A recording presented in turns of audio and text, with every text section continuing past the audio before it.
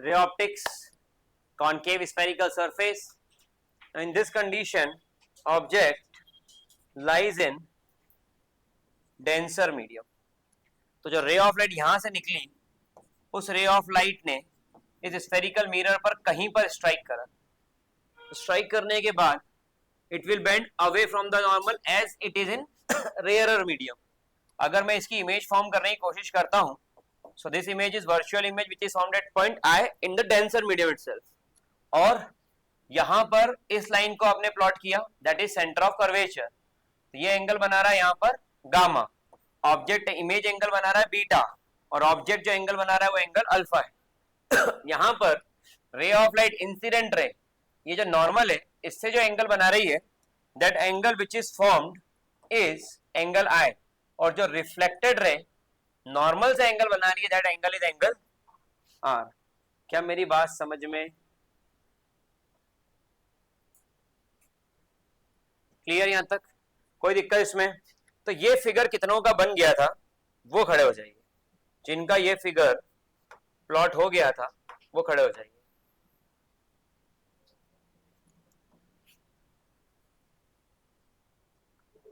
सिर्फ कुछ बच्चे, क्योंकि अगर इनमें एक भी पॉइंट इधर से उधर होता है, क्योंकि कॉन्केव में आपको पता है कॉन्केव लेंस में इमेज फॉर्म होती ही नहीं है, तो अगर इसमें एक भी पॉइंट इधर से उधर होता है तो ये पूरा का पूरा फिगर गलत हो गया है. सभी को समझ में आ गया अभी कहाँ किसकी क्या गलती हुई है? बैठ जाइए, वेरी गुड. अब इसको अपन सॉल्व करते हैं.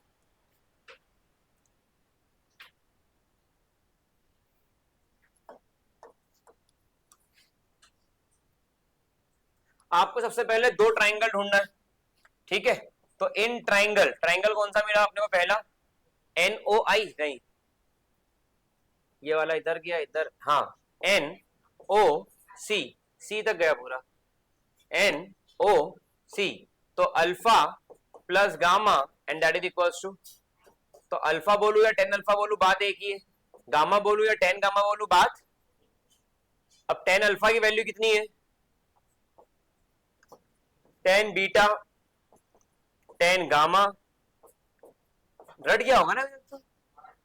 10 अल्फा, ये 90 डिग्री बनाया इसलिए, ये परपेंडिकुलर ड्रॉ ही इसलिए करा था सर, ठीक है? तो यहां पर NM और अपॉन M हो, M बहुत पास होगा किसके? P के, तो NM अपॉन P हो. 10 बीटा NM अपॉन MI, तो ये PI. 10 gamma NM upon MC, तो ये हो गया P. आ गया? अब यहां पर आ गए तो 10 अल्फा NM बाहर निकाल दो, 1 अपॉन P हो, और 10 गामा 1 अपॉन P. तो ये क्या बनेगा? इसका इक्वेशन नंबर फर्स्ट. क्या मेरी बात समझ में? ठीक है. ऐसा ही एक्सटीरियर एंगल प्रॉपर्टी लगी. ऐसा ही एक और ट्राइंगल ढूंढो, कौन सा है?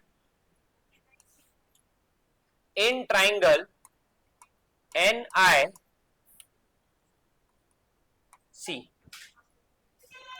N ये रहा, I ये रहा और C ये रहा. जब इसको आगे बढ़ाया तो R बन रहा है, ठीक है? NIC की बात करते हैं तो ये ऐसा फिगर कहीं ना कहीं स्टैब्लिश हो रहा है, NI, और यहां पर एंगल क्या है? It's beta. यहां पर एंगल क्या है? It's gamma. और यहां पर एंगल क्या है? इट्स, तो R is equals to beta plus, तो R is equals to 10 beta plus 10 beta NM 1 upon P I और 1 अपॉन P. ये इक्वेशन नंबर दो. इक्वेशन चेक कर लेते हैं.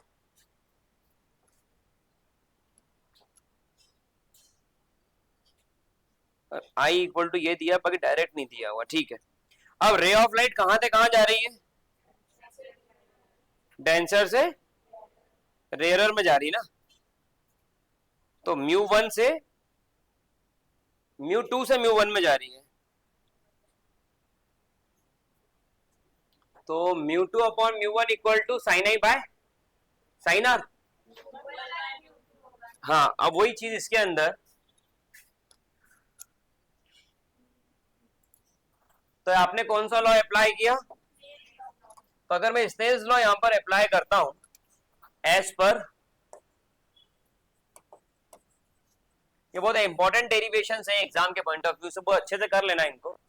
तो यहां पर रे ऑफ लाइट म्यू 1 में जा रही है 2 से, तो 2 mu 1 upon mu 2 and that is equals to sine i by sine, that is approximately similar to i by, तो mu 1 r and that is equals to mu 2 i. Check कर ले, mu 1 r equal to mu 2 i, बिल्कुल सही है। ठीक है, अब यहां पर आर की वैल्यू क्या है? 1 upon P I plus 1 upon, और आई की वैल्यू क्या है? प्लस, अब यहां पर जब मैंने ये पुट किया और सॉल्व किया तो एनएम से एनएम कट गया म्यू 1 आई, इमेज इधर ही बन रही है, माइनस वी, सी उधर की तरफ है, प्लस आर, क्योंकि लाइट इधर से ट्रेवल कर रही है और डिस्टेंस पी से इधर की तरफ मेजर करना है, तो in the direction of light measure कर रहे हो, so it will be a positive impact. आपकी गाड़ी ऐसे जा रही है, लाइट पीछे से आ रही है, तो पॉजिटिव है, आपको सामने क्लियर दिखेगा। लेकिन अगर आप गाड़ी इधर से जा रहे हो, लाइट उधर से आ रही है, तो आपको दिखना कम हो जाता है। होता है सबके साथ, हाईवे पे देखा होगा। तो ये जो प्रॉब्लम आती है, ये प्रॉब्लम यहाँ पर आपको क्लियर समझ में आ जाएगा इससे कि in the direction of light measure करोगे it will positive, opposite measure करोगे तो, चलिए यहां पर आ गया इज इक्वल्स टू म्यू 2, और P से लेकर O तक की डिस्टेंस, P से लेकर O तक की डिस्टेंस कितनी होगी? तो P से O तक की डिस्टेंस माइनस यू, और P से C तक की डिस्टेंस क्या होगी? प्लस का। अगर अपन इस वैल्यू को लेकर के सॉल्व करते हैं तो ये आ गया minus mu 1 upon V plus mu 1 upon R minus mu 2 upon U plus mu 2 upon, तो यहां पर हो गया mu 2 minus mu 1 upon R, और ये बन गया म्यू 2 अपॉन यू, और प्लस म्यू 1 अपॉन, नहीं minus mu 1 upon,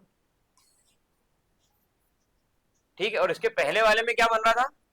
mu 2 upon we और म्यू 1 अपॉन, और अब क्या बन रहा है? म्यू 2 अपॉन यू और म्यू 1 अपॉन, पलट गया।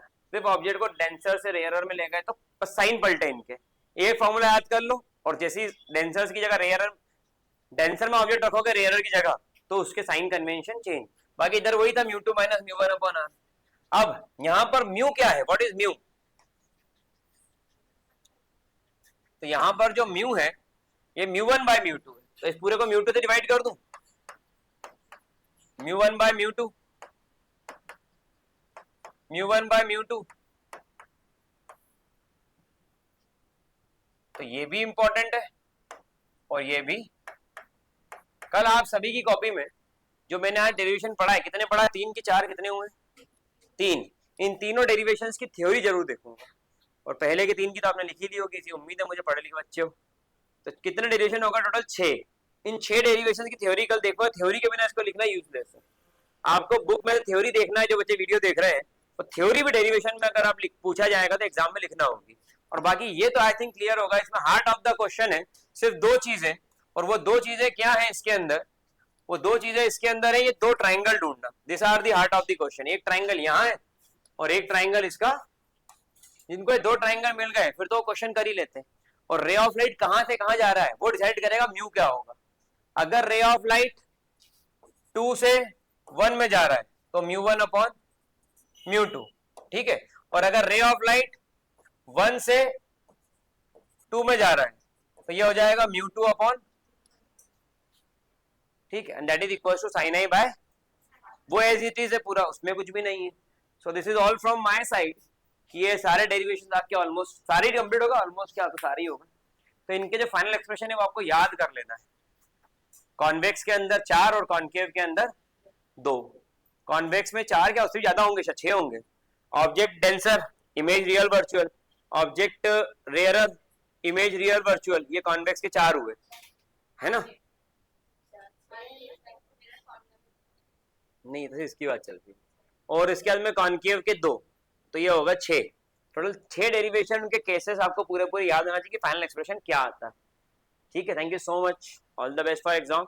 और study material physics course Abhigya education app जो प्ले स्टोर पर दी हुई है, आसानी से डाउनलोड करें और फिजिक्स का पूरा स्टडी मटेरियल जो कि हैंड रिटन नोट्स है वहां पर फ्री ऑफ कॉस्ट अवेलेबल है, आप उसको बड़ी आसानी से एक्सेस कर सकते हैं। Thank you so much.